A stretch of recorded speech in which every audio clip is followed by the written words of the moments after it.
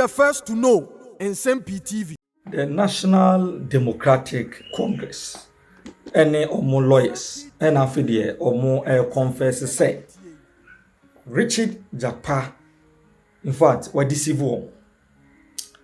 Now, and one say how the NDC is any municipality. Na ene court to be kwasitra. Na cross examination yakoso. Na ye nhunu any form of a press conference. Obi ebusa sa question because odo ani kiremu e the Financial and Economic Crime Division of the Accra High Court now. NDC propaganda secretary Sami Jemfino, half of minority MPs in parliament, they were there at the court to solidarize with Dr. Casey Latofos and Richard Jakpa and the NDC fraternity. In as usual, the Ananko be here say after court proceedings, press conference change besa akoso. Nanka Johnson Asiedun Ketia, the choir master,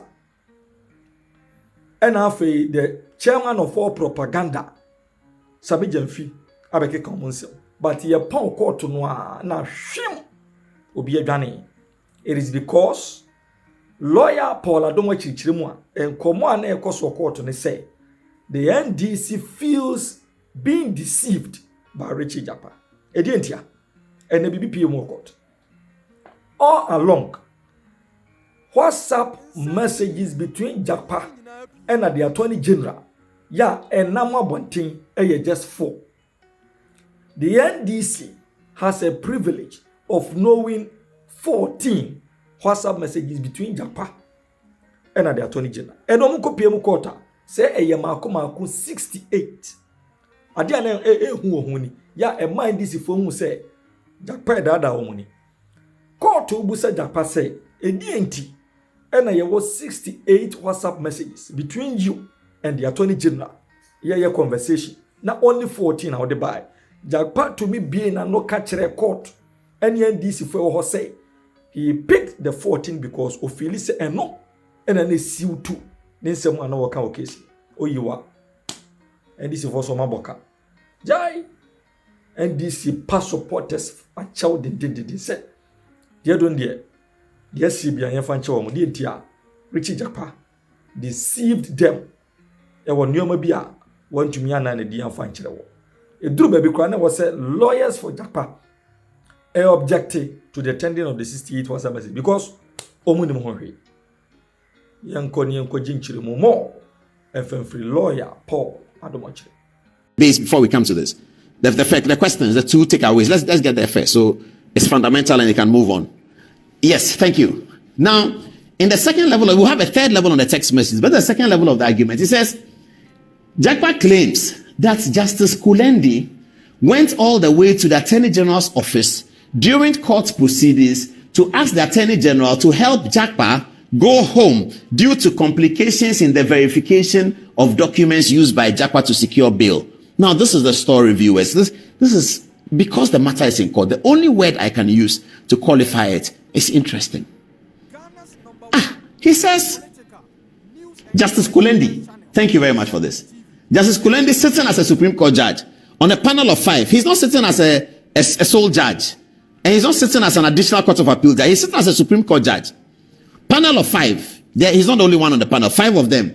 Jakpa told the High Court today that while Justice Kulendi was sitting there, he phoned Justice Kulendi and said that whereas he has satisfied bail conditions, it was still being difficult for the people to grant him the bail for him to go home. And he told the court, this also, viewers, please pay attention if you can. He told the court that Justice Kulendi, upon receiving his call, his Jakpa's call, departed from the bench. He told the court that Justice Kulendi was still robed in the legal way. Look at where the Supreme Court, those of you who don't live in Accra, the distance between the Supreme Court and the Attorney General's office on a weekday by driving is easily 25 minutes. That's the minimum. It could be 45. It could even be an hour, but it's easily 25 minutes. Jakpa told the court that the sitting Supreme Court judge, whilst sitting on a case, got a phone call from him, Jakpa, relating to the difficulties of his bail conditions. And the Supreme Court judge left the courts, drove to the Attorney General's office. Here we depict Justice Kulendi and the Attorney General, My graphics guy, cartoon guy is beautiful, man. That guy does a good job. We call him at 3 o'clock and say, Charlie, can you put a cartoon together? You don't have to say much. Papa, he'll do it. This is what he gave us. Beautiful, fantastic. So Justice Kulendi comes to the Attorney General's office, sits down in this chair. This is the Attorney General with his legs crossed in a blue suit. And then, please, you have to put a tie on Godfrey Dami. He's always wearing the tie. He doesn't do the things that we are doing here. So next time, graphics, put tie on Godfrey Dami, red tie or some black and white disco tie. Kulendi tells Dami that arrange bail for my cousin Jakpa. He's still in the Supreme Court robe. He climbs up to the 3rd floor of the Attorney General's office, the old office, because of course there's a new office called the Law House. He climbed up to the 3rd floor in his robe. This is what Jakpa told the court. I mean, if you are Jakpa's lawyer, my goodness, what will be going through your head? That the Supreme Court judge stopped the sitting and left the floor, ran to his car, went to the Attorney General's office and told him, grant my cousin Jakpa bail. What do you make of this story, viewers? I don't know. The matter is still in court and is before the next photograph. The matter is still in court and is before the judge. So this is Jakpa in there. This is Jakpa in there. And he's looking for bail. And he says that Kulendi, he makes a phone call to Justice Kulendi, and Justice Kulendi stops his work. I mean, this is what he said. Justice Kulendi stops the work that he's doing, hearing a matter before the Supreme Court. He is still in his red and black robe, goes to Attorney General's office. This is what Jakpa told the court today. We have nothing to say about it, just to say that it's very interesting. Very, very interesting. Anyway, now the last part of Jakpa's testimony, which is the most bizarre, is what I told you about. Text messages are 68 text messages that he sent to the Attorney General, and the record shows the Attorney General replied 2 of the 68. He sent 68 messages, Attorney General replied 2. He was asking court that, why do you know, can you confirm that many of the text messages you sent to the Attorney General, he didn't reply, he replied only 2 of them, which had to do with a schedule for you guys to meet. Then he says, he didn't reply because the text message I sent is motivational message. You are an accused person. Every morning you are sending Attorney General motivational message. Is he your friend?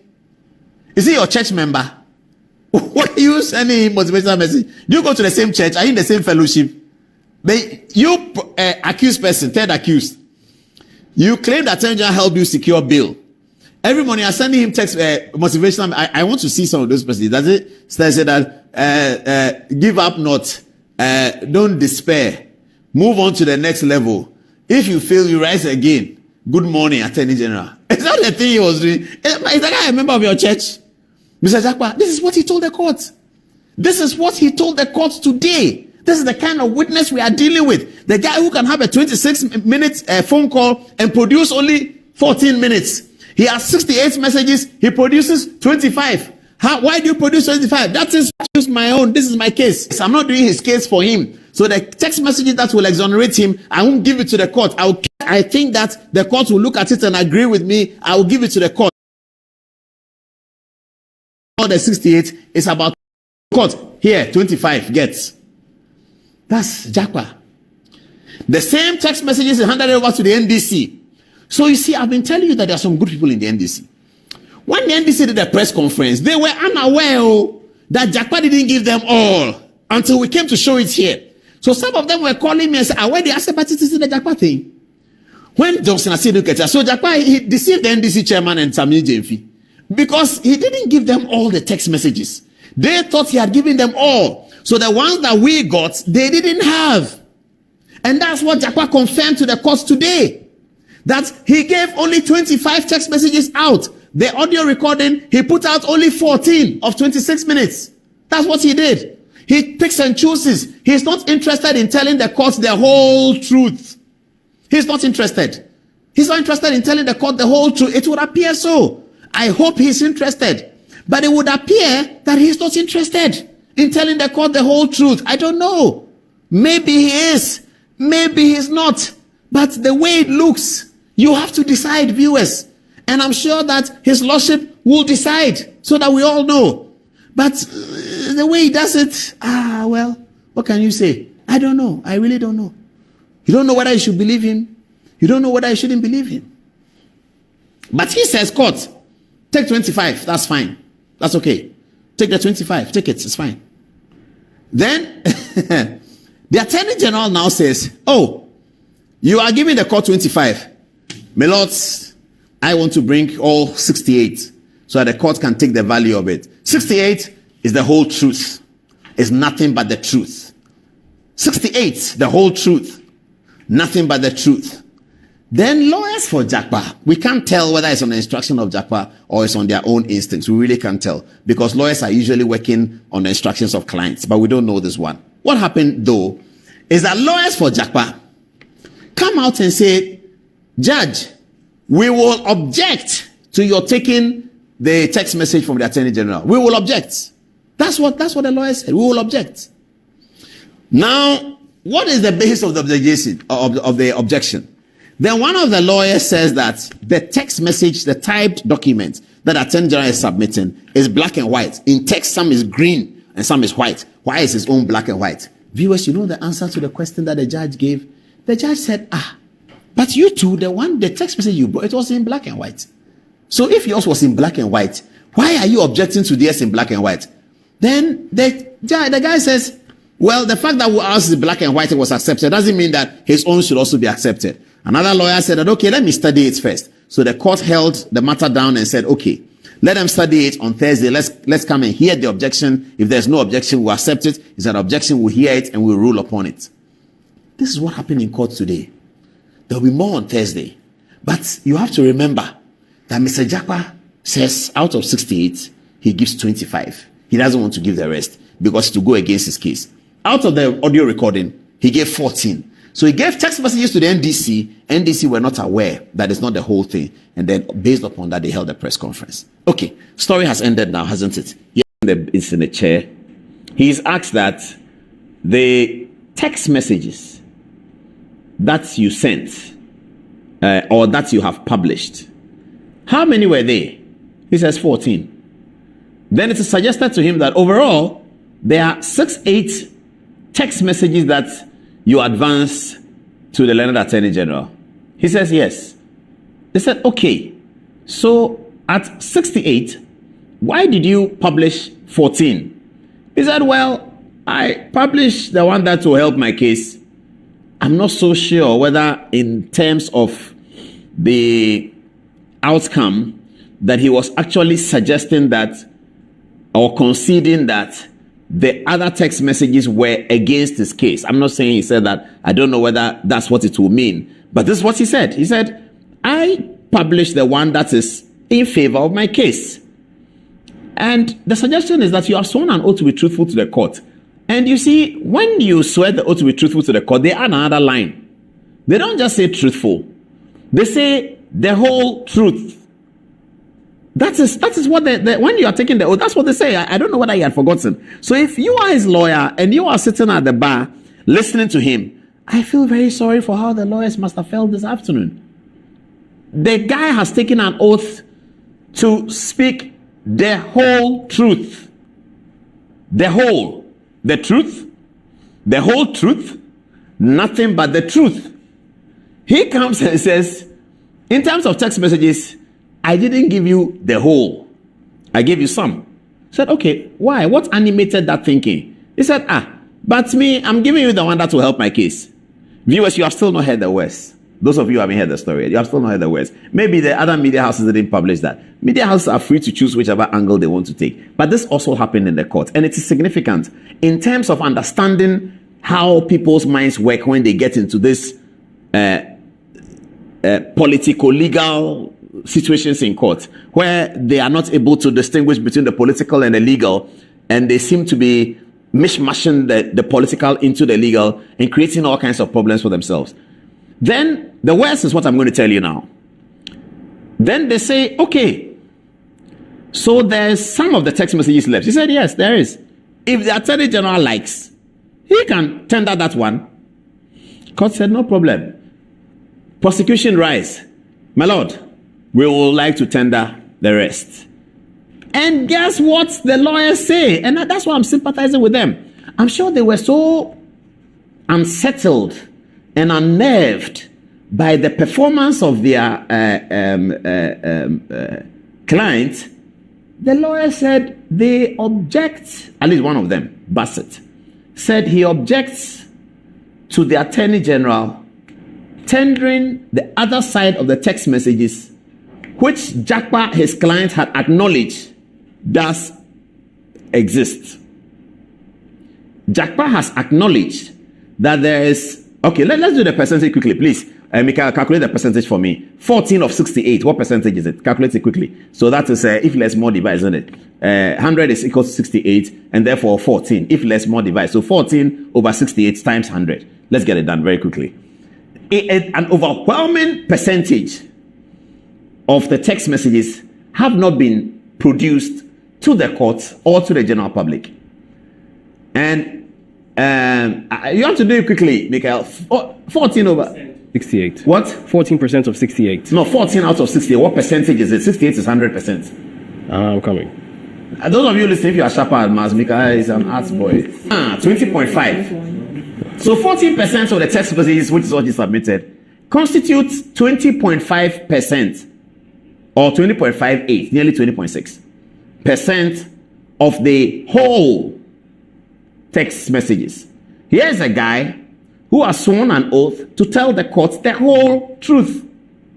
He brings some evidence that he hopes will be important in the outcome, the final determination of the matter. And in submitting this, he says, I'm submitting only 20.5%. The court says, do you acknowledge that there is more? He said, oh yeah, there's a lot more. Why didn't you submit all that? It is not in favor of my case. I submitted what's in favor of my case. A person who is going to assist the court to come to the truth, the whole truth, says these things. You are his lawyer. Viewers, you are his lawyer. How are you going to deal with this? How are you going to deal with this if you are Jakpa's lawyer? How? You are listening to him and you see what he's saying.